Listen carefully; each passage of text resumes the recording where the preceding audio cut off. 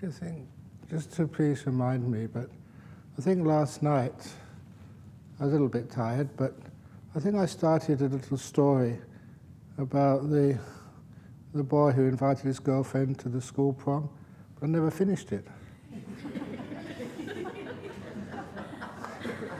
I got diverted when I started talking about funeral hearses. But anyway, just a quick recap and just to finish off the story. The boy invited his girlfriend to the school prom, the formal, and she accepted. So he had to go and get a formal suit. There's a long queue for that, so he had to wait for a while. And then to get the tickets, which he had to wait for. And then he went to organise the limousine. There was a big queue at the limousine hire place. And then the flowers. He had to queue for everything. And even getting into the venue. It was a long queue, but he showed his ticket, and so they let him in. And then he asked his girlfriend, "What do you want to drink?" And he said, "I'll have a punch," the punch drink. He went to where the punch was being served, and there was no punch line.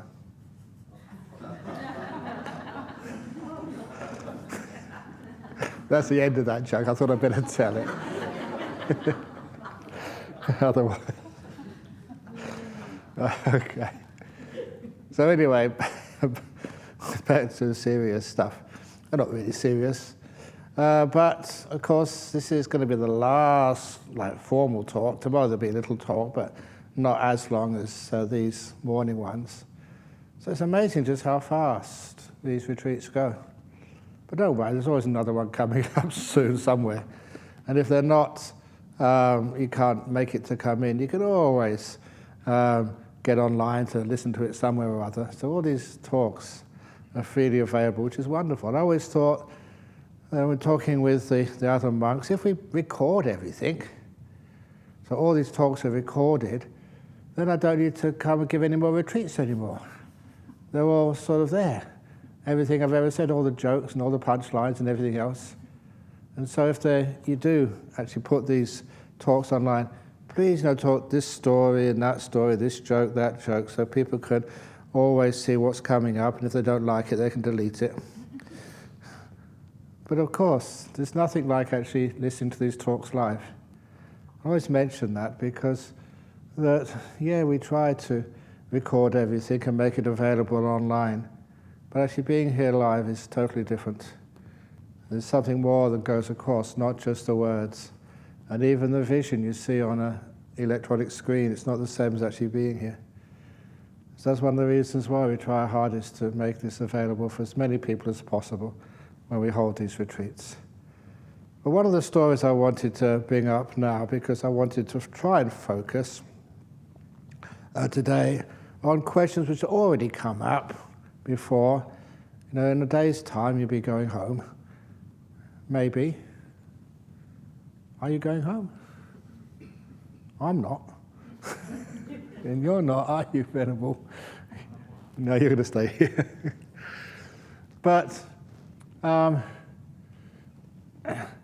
when you do go home, you think, oh, it's so wonderful here and had such progress in meditation, not really progress, ingress in meditation.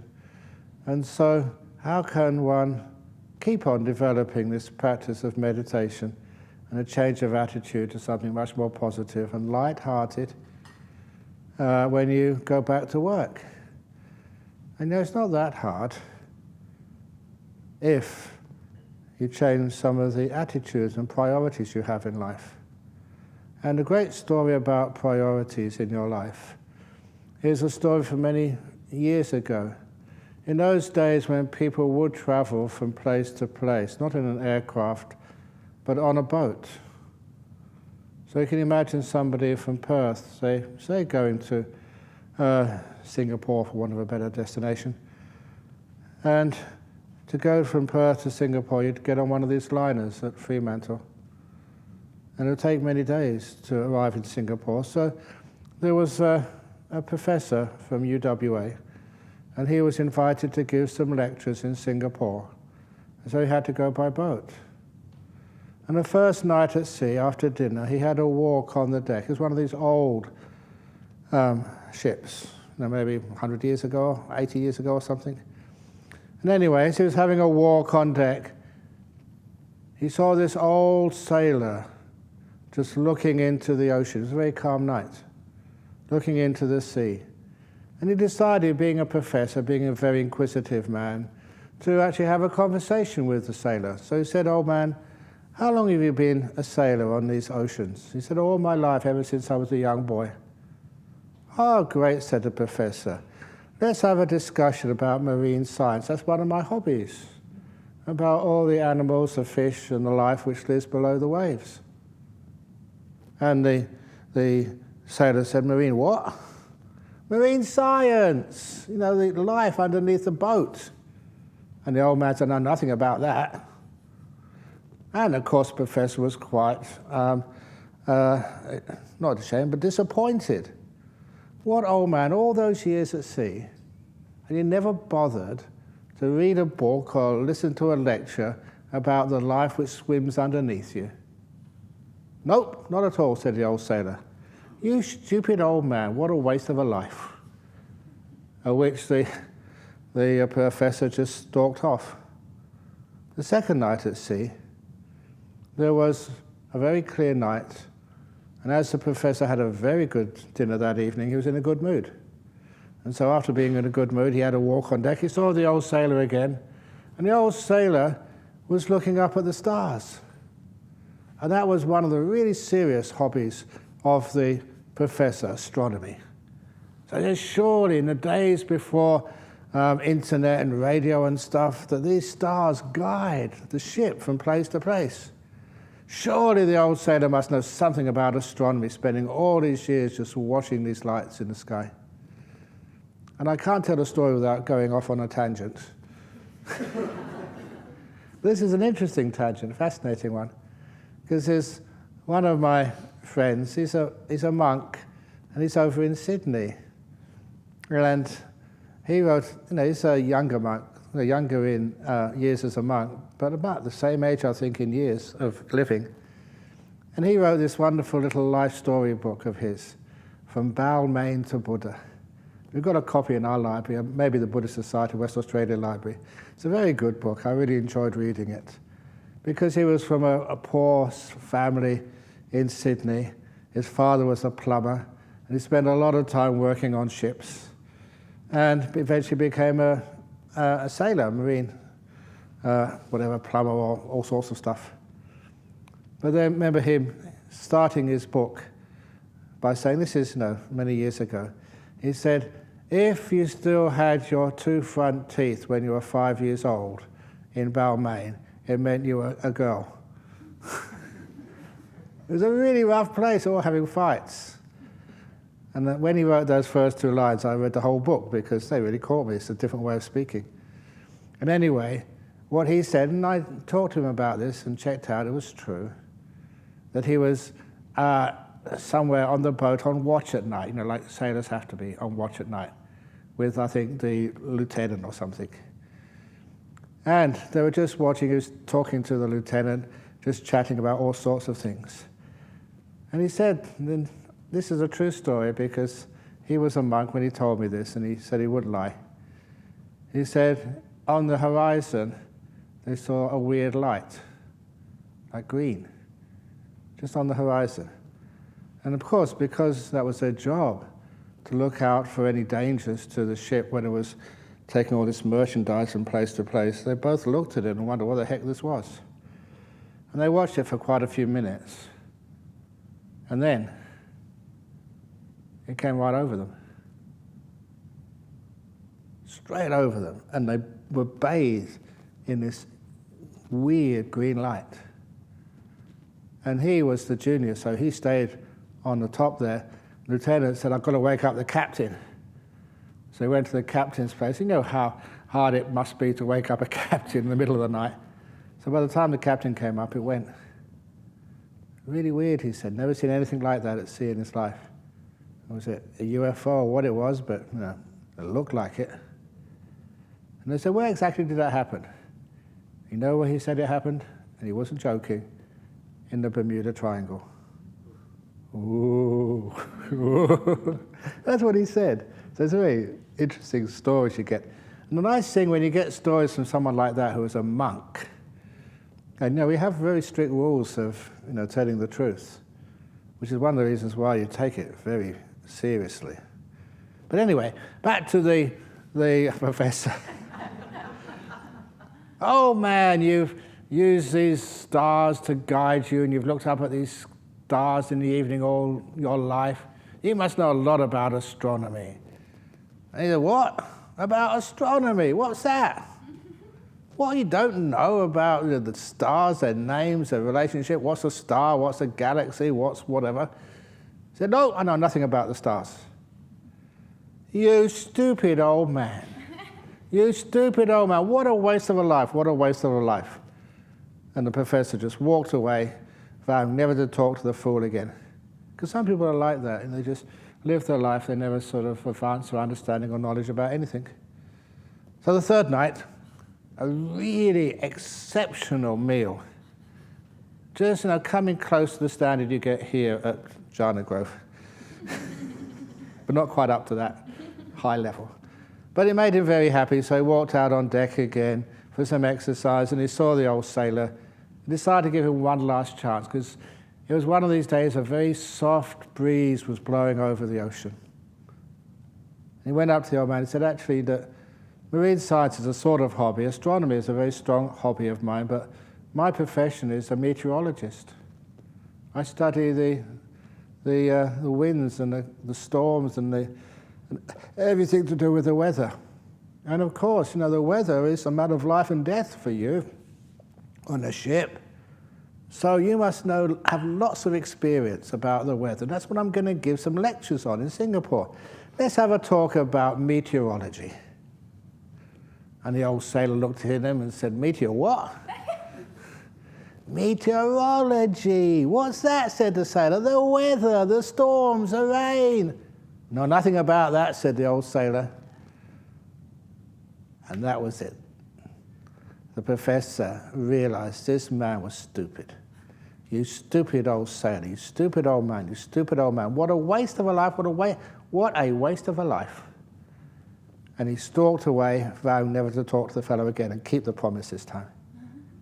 And the fourth night at sea, the professor never had any dinner, because it was a very rough storm that evening. And the boat was rocking from side to side, and he suffered from seasickness. So he didn't want to eat anything, he would just come out again. So the boat was rocking from side to side more and more as the waves were getting fiercer, as the wind was getting stronger, as the lightning was coming down. This was a really big storm, and was rocking further and further and further, and it rocked really far, and he heard this big crash. When I give talks, I really try to make them exciting for you. Otherwise, people fall asleep. I used to say that when I used to listen to these talks in Cambridge as a member of the Buddhist Society there, I would often have my head down, falling asleep. When I told that to that mate of mine, Bernard Carley, who worked, his close disciple of Stephen Hawkins, he said it was even worse for me, he said, because he would introduce the speaker and sit next to him and then fall asleep. It's very embarrassing. But anyway, the big crash. And then everything went silent, just for a few seconds. And he was really scared. And he heard outside his cabin door someone running. And out of terror, he opened his cabin door. And who did he see running right outside his cabin door? The old sailor. And the old sailor stopped and turned to the professor. And in a lot of seriousness, the sailor said, Professor, in all your years at university, I know you've learned a lot about the weather and about astronomy and marine science. Have you ever learned about swimming?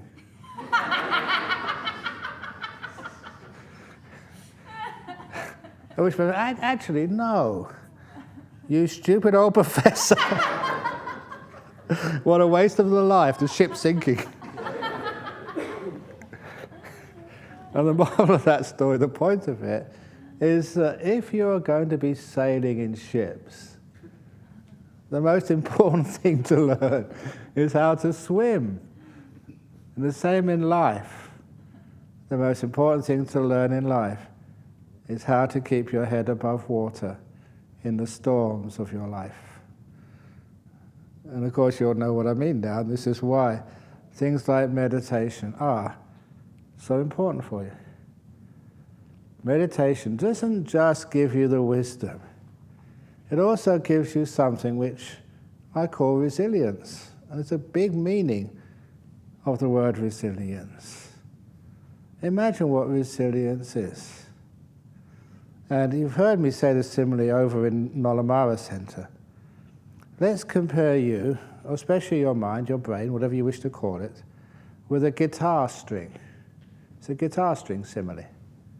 When that guitar string is stretched really tight under tension, stress, then something hits it, bing, and it makes a high-pitched, loud sound. If you release the tension on that guitar string and something hits it, something will hit it sooner or later. That's the nature of this world. You release it a little bit and boom, it makes a low-pitched sound and it's not so disturbing. But if there's no tension on that guitar string at all, if it's really loose and relaxed to the max, then something hits it, makes no sound at all. And to me, that's the explanation and solution of resilience. There's always stuff which happens which is unexpected, unplanned. Sometimes it is planned and doesn't go right. But there's always things happen in life. And people get so angry, upset. Just like that guy over in New York years ago when they had lots of road rage. And someone else had road rage with him because he told the story. The other fellow was chasing him down the streets of New York, trying to get, in the car, 2 cars, trying to sort of get revenge. And sooner or later, they got to an intersection, a crossroad, a red light. And the red light was there, so both cars had to stop at the red light in New York City. And because both cars had stopped, the guy was really mad, had the road rage. He just got out of his car and tried to enter the car of the fellow who'd just wronged him on the road. He was banging on the window, screaming at him, but the guy was inside, the window was holding.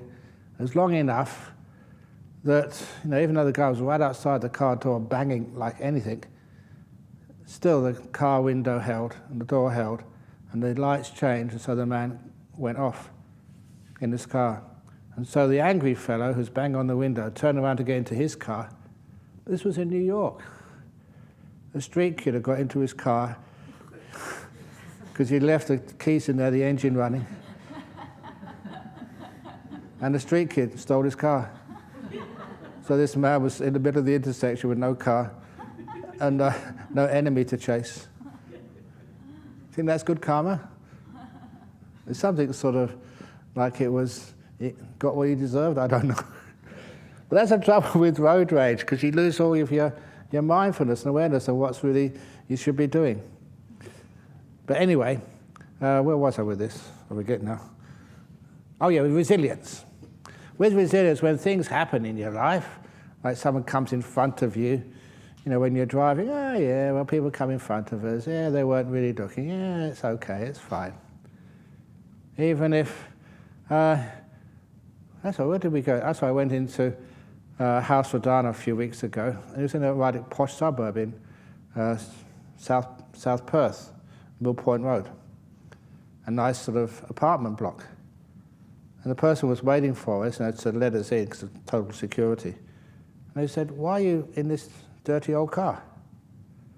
Because we've got a car, and it's very comfortable inside. Outside it looks a bit messy and a bit dented. It always gets dent somewhere, but I think that's a really good idea. Because what it means is we can park it anywhere. No self-respecting thief will even touch it. It's our security. have an ugly looking car. So in those sort of ugly looking vehicles, we can have some peace and quiet. And I keep forgetting where I was. Oh yeah, resilience, yeah.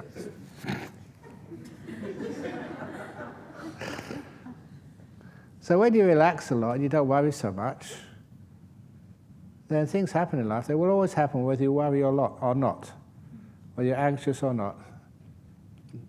Disappointment things happen. But then when you've got resilience, it doesn't make any sound. Boom, it doesn't reverberate. In other words, when something happens, it goes away really quickly. You saw that quote of mine, which you wrote up on the board today, about how many times should you forgive? And I'll say always one more time. And that's especially how many times you should forgive yourself or forgive life.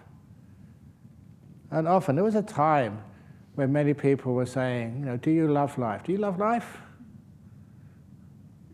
Or do you only love the nice part of life and the bad part of life?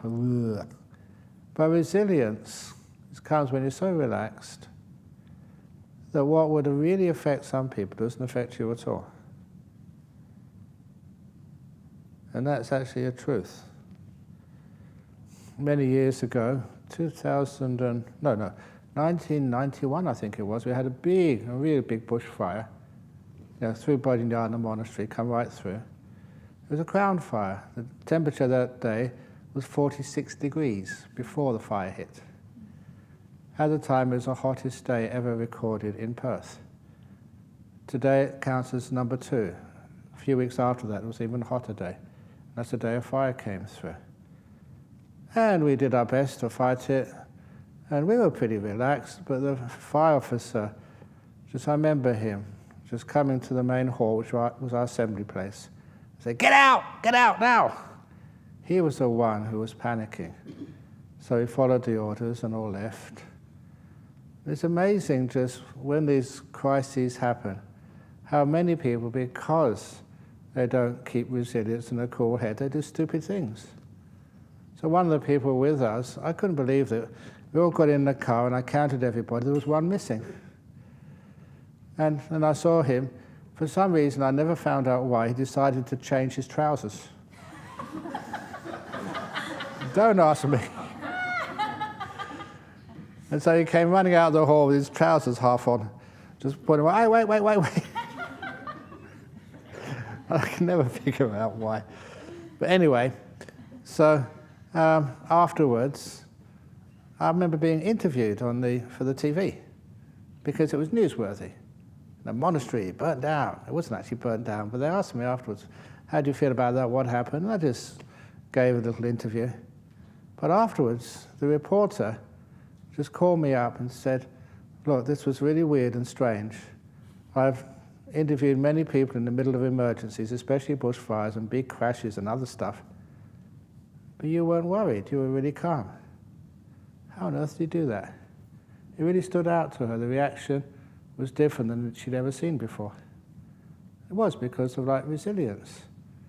Not like strength and endurance, but understanding, these things happen, but we survived, what's the big problem?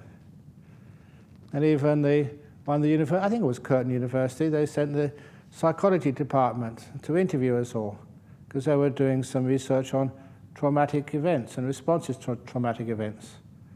So, we filled out all the questionnaires, but I found out they never used it, because it didn't fit with what they expected.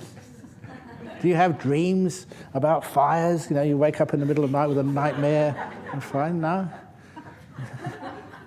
Do you worry? Has it changed your life? No. And so it's just a waste of time for this. We can't use this. We go to someone else. And that's the truth of the matter. But anyway, that's one thing which is really important for you to learn in life. It's not just being enlightened. It's not just being wise into the nature of non-self or impermanence or what suffering really is or what happens after you die. It's also these teachings give you understanding of what's happening now, and you get far more resilience, far more wisdom. And I've said already, just how you can use this meditation to increase your response to health problems. And when it is dying, I still remember this lady who was very responsible in the early years for helping in Bodhinyana Monastery.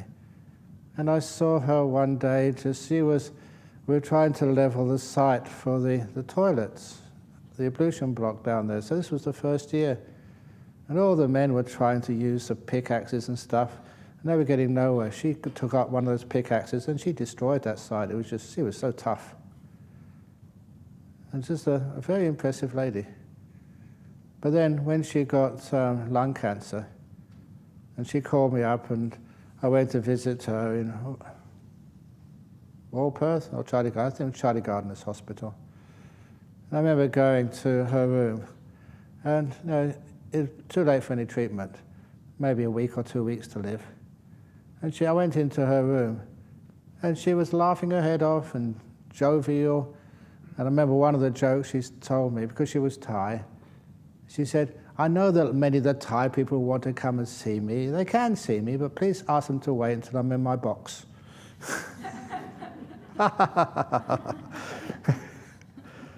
And so we arranged all the stuff about her funeral, and she was so open about it. There wasn't any fear there at all. I was very impressed with her. But then as soon as I went out of the room, again, this nurse, it was actually one of the matrons there, or the matron, she grabbed me by the shoulder and pulled me into a quiet room and said, "I'm glad you've come. I'm glad you come. That lady you just see, she's in denial." And she's not in denial, we've just been arranging a funeral. And the nurse was so confused, because it must have been one of the first people she'd ever seen who'd just been told about a couple of hours earlier that she was terminal and there's no hope at all of any treatment, she's going to die soon. And the first person she'd seen who wasn't sort of panicking or crazy or upset or anything. She was totally at peace with it, accepted it, and died a few days later. And it's a wonderful thing to see that. To see how, through that, she was a very good meditator as well. And how through the practice of meditation, that you can have this wonderful resilience to whatever happens in life. You're going to die one day anyway. And she was a very good woman. So, yay! All this work which you've done, let's go on the great holiday. Free from this body, free from all the troubles of life, and have a bit of a break before you get a new body, a new life. But she was, again, a very, very wise woman. Of course, I respected her enough. Even the doctor at the funeral service, he insisted on giving a talk. This is a GP. And said she died with class. And she had 4 children. Some of them were young. And I remember just one of the kids, Herbert, they all keep coming to the temple to say hello. And apparently he's the only man apparently, at the time I was told, I can't confirm this because I don't watch TV. There's a TV program called like Iron Chef or something. But anyway, he's the only sort of non-professional who actually won it. And so he's a great chef, and so it's really nice as a monk when he comes to offer dana.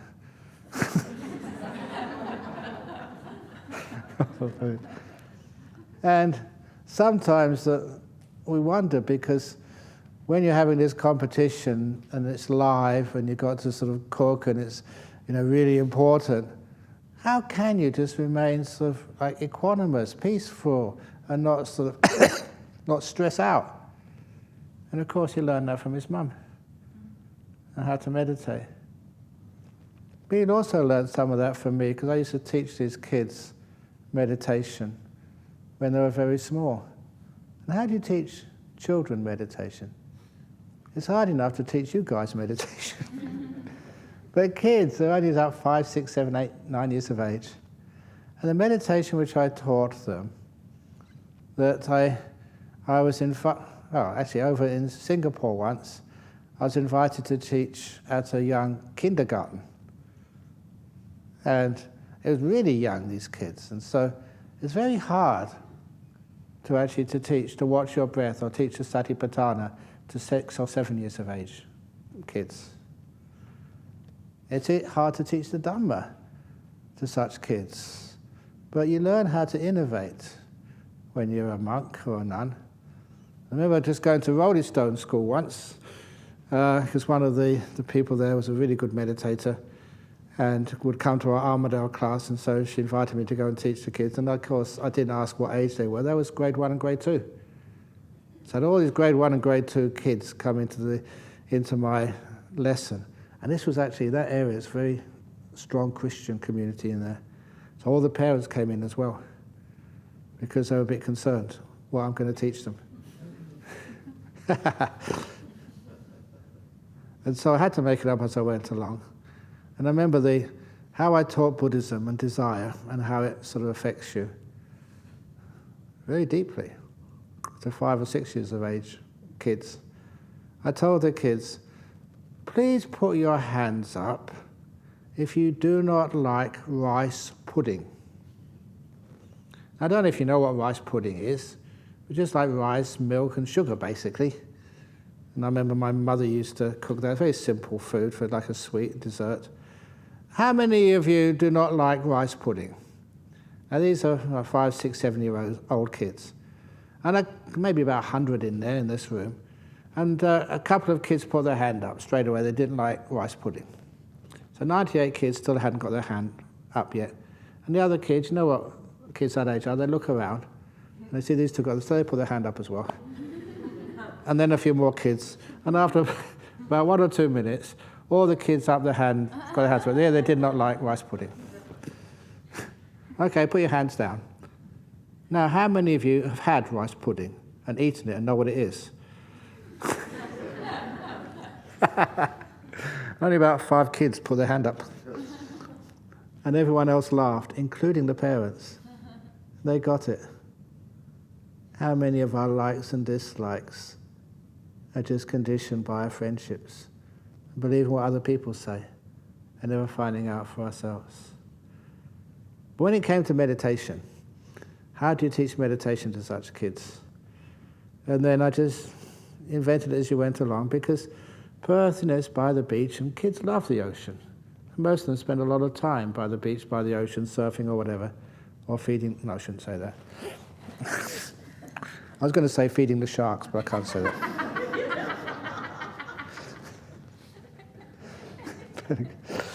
Get in trouble again. So I used that. So I said, this was in our North Perth Centre when I first taught these kids. Imagine, you should, well, first of all, sit down comfortably, close your eyes, and imagine just you're nice and peaceful, comfortable, and you're very safe. I was smart enough to make sure you feel very safe, you trust me, so everything is going to be fine. Now imagine just floating up, floating out of your body, just imagine it, and going through the ceiling and roof of this little temple, going up, up, up, away from your body, away from everybody, and floating over the suburbs of Perth to the beach. You can see the beach there. See the sand and the blue sea. There's a lot of people on the beach and in the ocean. So you go further out, further and further away from the shore. And you see this little island, tiny island, but it's your island, your special place just for you. You imagine yourself just going down, down, down, and you can feel the sand under your feet. And you can sit down under the shade of a beautiful tree. And you can feel the soft wind just blowing over your face and through your hair. You can hear the sound, only a very gentle sound of a few birds, but it's mostly silent. And you look around and there's no other people around at all.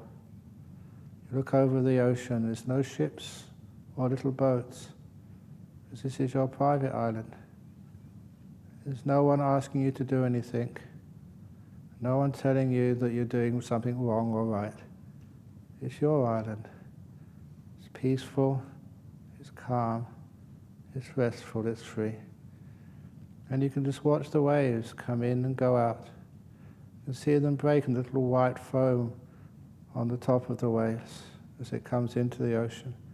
You feel the sand, it's not cold, it's been warmed by the sun. It's not sharp, it's very soft sand. And the wind The breeze is just almost like fragrant. It's like it's been scented or blown over some beautiful fields of flowers. And you're resting your back against the tree trunk, and you're just so comfortable, so at ease, so relaxed. And I go on like this for another 5 minutes. And then, okay, now is the time for you to come home. So say goodbye to your special place.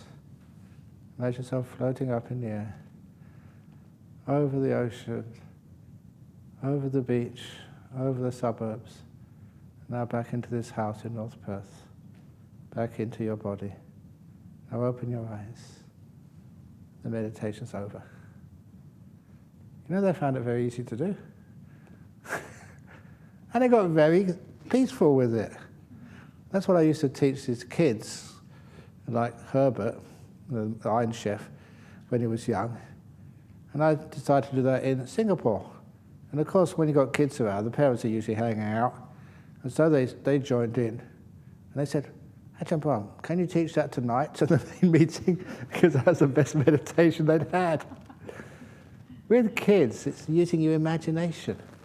And kids can visualize really easily. So you make use of that ability. And sometimes we forgot that. But at least we can bring it in to the meditation which we do. The power of visualization. And imagine, but not just imagine just sort of a being or just a light. Imagine something which really means something to you. Peace, calm. And for, of course, the kids, beaches and oceans, just where they grow up. So that's why it was very, very powerful for them. And of course, that when they know how to meditate, they know how to be resilient.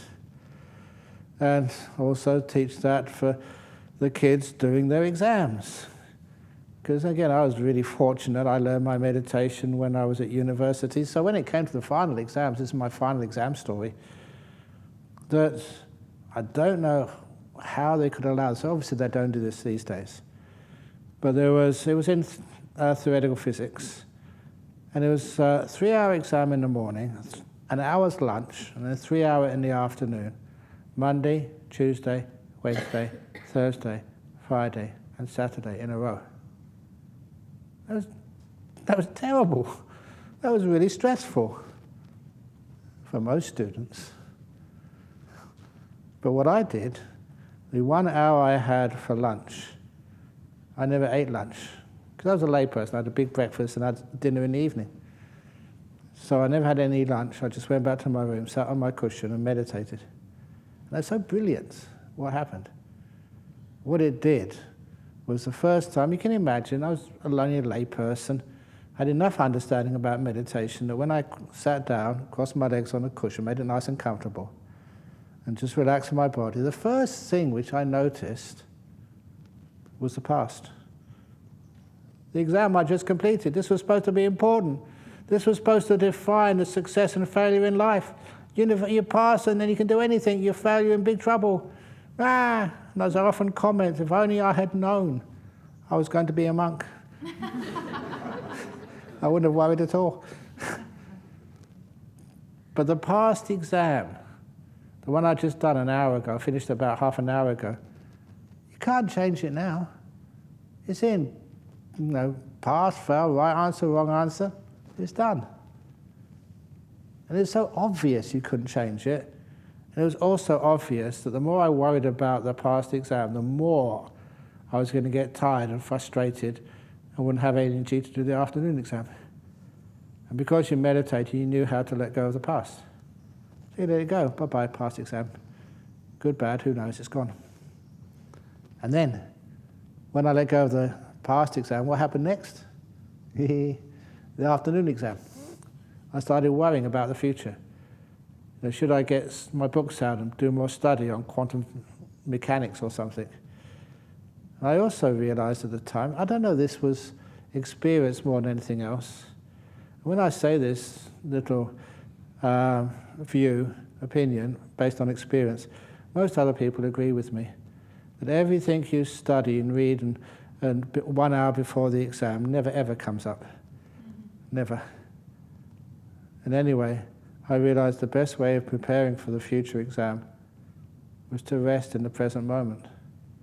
I need to energize my brain, not wear it out. So I let go of the future.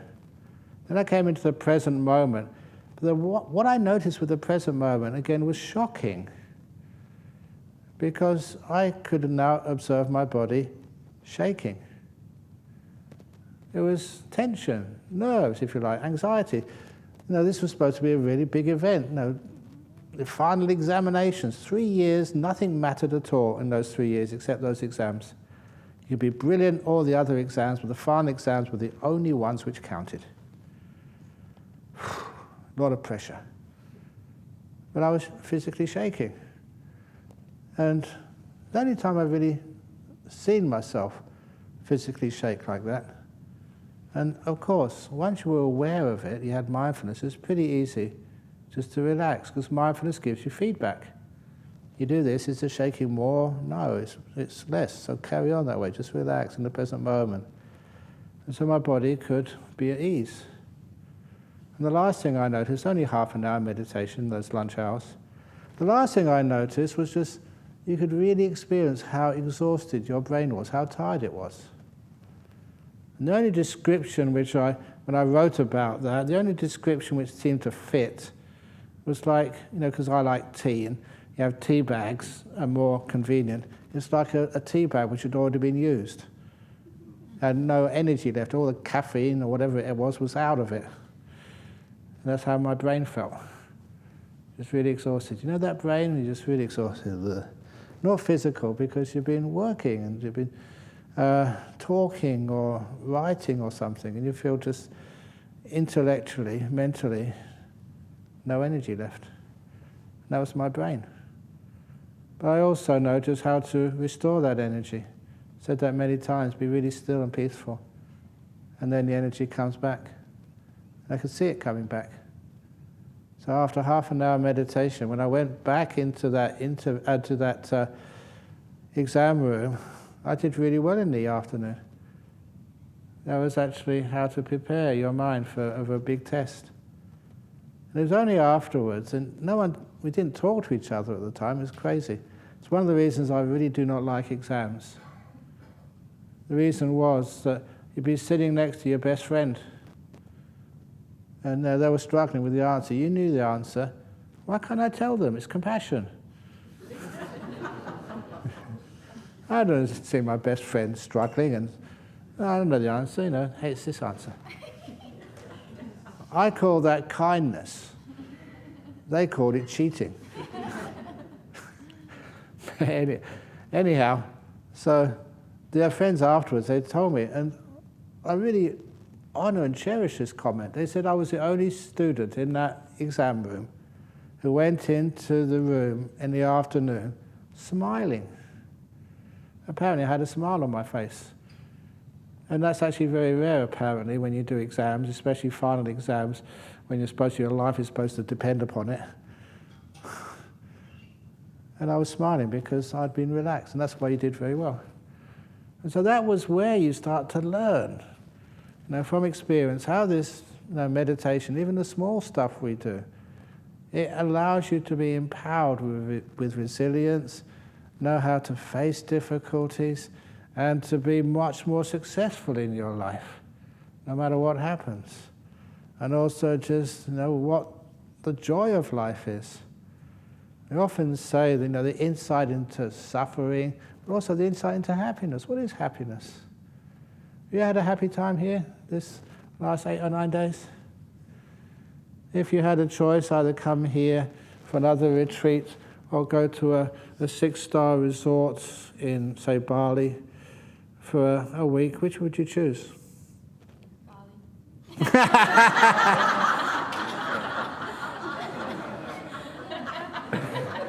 Yeah, I know you. But I think you get what I mean. That sometimes, are those resorts hard to book in a non-COVID time? No, you can usually get a room there somewhere. Can you always get a room in Jhana Grove? Is it because Jhana Grove is too expensive? Bali's expensive. Compared to other places, maybe not, but compared to Jhana Grove, it's really expensive. So sometimes you wonder why. Wonder why. Or you don't actually wonder why anymore. You know why it's so hard to get in here on a retreat. Because you're learning so much here, and you're also learning about the secret of happiness. What happiness really is. Simple. Peaceful.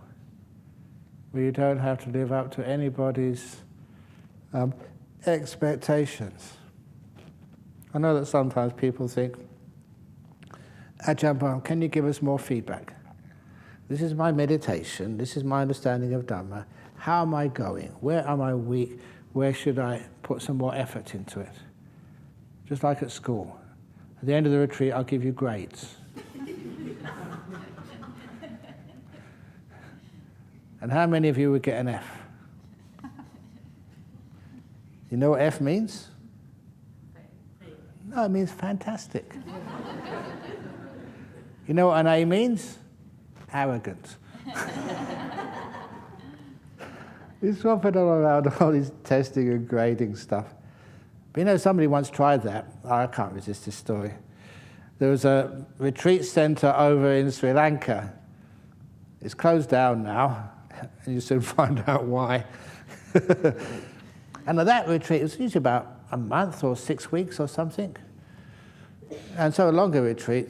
And there you'd learn meditation, and you'd learn learn Dhamma, you know, what Four Noble Truths are, and what sort of anicca, dukkha, anatta means as the Buddha taught it, all that sort of stuff. You'd learn, you know, and like a class, and you learn meditation, and you have many teachers helping you. And at the end of the retreat, they can interview you, and they find out, you know, a lot of.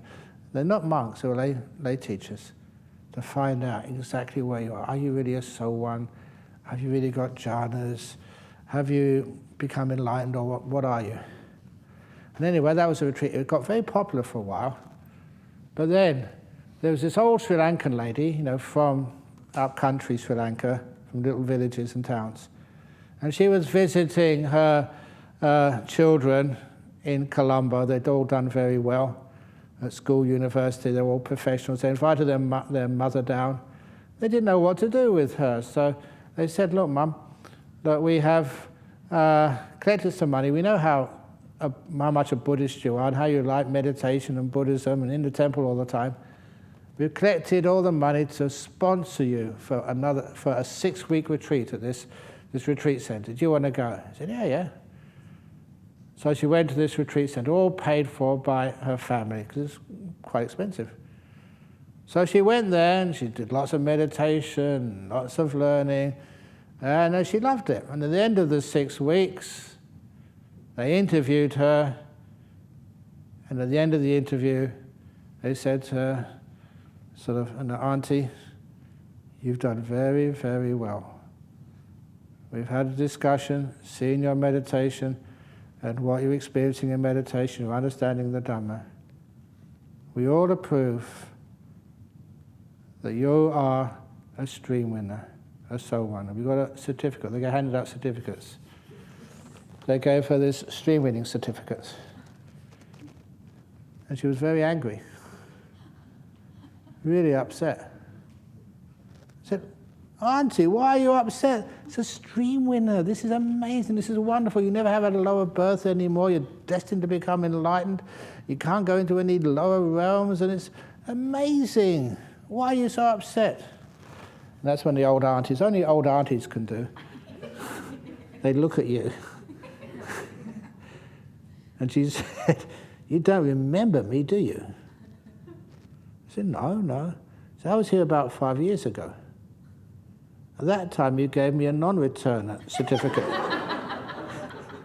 Now you've demoted me. That's why I'm angry. So non-return is 2 stages of enlightenment up. Then no wonder she was demoted. But anyway, the word got around, and soon that place was closed down. Because the whole idea, Ajahn Chah used to tell again and again and again, it's a wonderful little teaching, that we meditate not to attain things, but to let go of things. I always remember that as a very important one-liner about meditation. We meditate to let go. not to attain. Not to have more things, but to have less things. Not just physical things, but even this emotional attainments and descriptions of who you're supposed to be. We meditate to let go, not to attain. So when you hear these little things, you don't worry what people say about you. They say, you're in the wrong type of Buddhism, you're nowhere. How do you go at Ajahn Brahm's retreat? And he said, yeah, it was good fun. Is that all?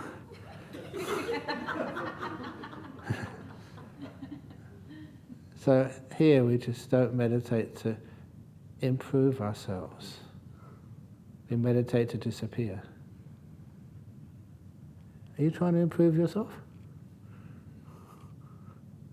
That means you're not good enough already.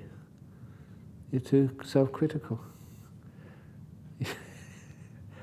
And I use that. We don't meditate to improve. We're not trying to attain things. We're trying to let go. Trying to be at peace with ourselves, not trying to change ourselves. And I say that all the time when people say, Ajahn Brahm, you should lose some weight. I said, look, we're meditating not to improve ourselves, but to be at peace with ourselves. To let it be. But that's actually a very deep teaching, because that's what you learn in places like this. And when you go home, you're more at peace. The whole world is judging you sometimes. You feel it's judging you. But hopefully, you come here for 8 days, 9 days, and hopefully you feel you haven't been judged at all. You've been accepted, embraced, valued for who you are, with all your faults and idiosyncrasies, but also with all your beautiful qualities as well. And that acceptance of, this moment, that allows you to be at peace in this moment, and that allows you to bring up this incredible joy. It's a wonderful feeling to realize you don't need to improve at all. And sometimes you see that with all these people that, some of these monks are supposed to be enlightened, you see them, and some of them are just, him, enlightened? No way. When you first become a monk. But later on, when you understand what you're talking about, oh yeah, I can understand that. Totally at peace and at ease. Resilience, no wanting, no desire, no ill will. And that means you can see just they're at peace. Not perfect in the sense of your idea of what an enlightened being is. What is an enlightened being anyway? If you actually saw one, would you recognize one? Does an enlightened being have to have a bald head? If that's the case, there's one over there with a bald head, one over there with a bald head, one over there. No, of course not. Do they have to always be calm? Actually, yeah, that's the point. They have to be calm, at ease, happy. But you get all sorts of different characters. And it's wonderful to see that in the great garden of enlightenment. They're not all just beautiful lotus flowers. Sometimes they are little weeds poking up. They're beautiful. Some people call them weeds. And I don't know the difference between a weed and sort of a real flower. People said, this doesn't belong here. It's an introduced species. Now look in this room, you're all introduced species. You're not indigenous to Western Australia. But anyway, it's little by little we learn how to be at peace with ourselves. And that's actually what we learn when we go home. And how we learn how to just work. When it's time to work. That's the last thing which I should say. I want to try and keep to the time limit today. That they have what Ajahn Chah used to say when this man from Sydney came to visit him many years ago. And this man from Sydney, he actually told me this story, so I was very privileged to hear this story. No one else had heard it. When Ajahn Chah started to get well known, and this man in Sydney just had some questions he wanted to ask, what he thought was an enlightened being. So he travelled all the way from Sydney to Bangkok, and then Bangkok to Ubon, and then Ubon, the taxi to go to Ajahn Chah's monastery, Wat Pah Pong. And then from the gate of Wat Pah Pong to walk in to see if Ajahn Chah was there. He was really chancing his luck if Ajahn Chah was there at all. But that day he was at home in the monastery. But when he went into where Ajahn Chah would receive guests under his hut, there was about 100, 200 people surrounding Ajahn Chah, just chatting, asking all sorts of ridiculous stuff. But he was on the outside and he was too far away to be noticed or even ask a question. But still he waited and waited and waited for about an hour and a half, hoping he could get closer to ask his questions. He wasn't getting any closer at all. So he decided to give up. And he came all the way from Australia to Thailand just for that one reason, to ask his questions, and he didn't have a chance. And so he walked away. He'd arranged a taxi to meet him at the entrance of the monastery to take him back to the airport and fly to Bangkok and then back to Sydney. It was only just really a very brief visit, just for that one purpose. But when he left the gathering, he saw it's another 45 minutes out before his taxi was supposed to come. So he saw some of the monks were sweeping around the area. So he picked up a broom and decided to do some good karma, something, to make his trip worthwhile. And he was sweeping, and that's when he told me, because he told me up here in Bodhinyana Monastery one day. He said, I was sweeping and then I felt someone's hand on my shoulder. And I was startled. I turned around and it was Ajahn Chah's hand. Ajahn Chah had seen him, and Ajahn Chah was now going to another appointment. So on the way from underneath his hut, to the gate where Ajahn Chah's car was waiting for him, he saw this man, decided to give him a teaching, but couldn't spend a long time. He just put the hand on this man's shoulder and said something in Thai, which they translated as, if you're going to sweep, give it everything you've got. And then Ajahn Chah left. Just one sentence like that. But this man from Sydney realized this was from a very powerful man, Ajahn Chah. So on the way home, he kept contemplating that on the aircraft. And he realized just what a powerful teaching that was. Whatever you do, give it everything you've got. So when he went back to work, he had his own business. He really gave his work everything he got. But when he got home with his family, he gave his family everything he had. And when he was meditating, he wasn't with his family when he was meditating, he wasn't at work, he gave meditation everything he got. When he was playing around, playing golf or watching a movie, he'd watch that with everything he got. Whatever he did, when he went to sleep at night, sleep wasn't a time for meditating, sleep wasn't a time for his business, sleep was a time for rest. So he gave rest everything he had. And he said throughout his whole life, whatever he was doing, he gave it everything he got. And that's why he was incredibly successful. Not just in business, had a wonderful family, loving family. If he was with his little kid, his kid had his full attention, gave it everything he had. And when he was meditating, he was not thinking about his kid. He was in meditation, giving that 100% attention.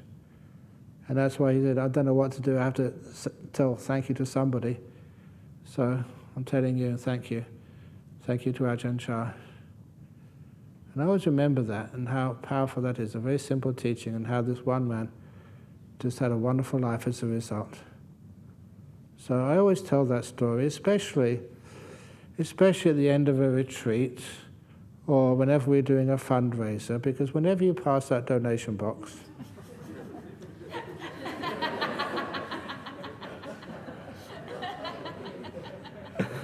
give it everything you've got. Sadhu, sadhu, sadhu. Oh, sorry about that. Okay, so now we can have some interviews and some Q&A tonight. Now, I must admit, I hope that the talk was okay. I was a bit tired. Didn't sleep that well last night.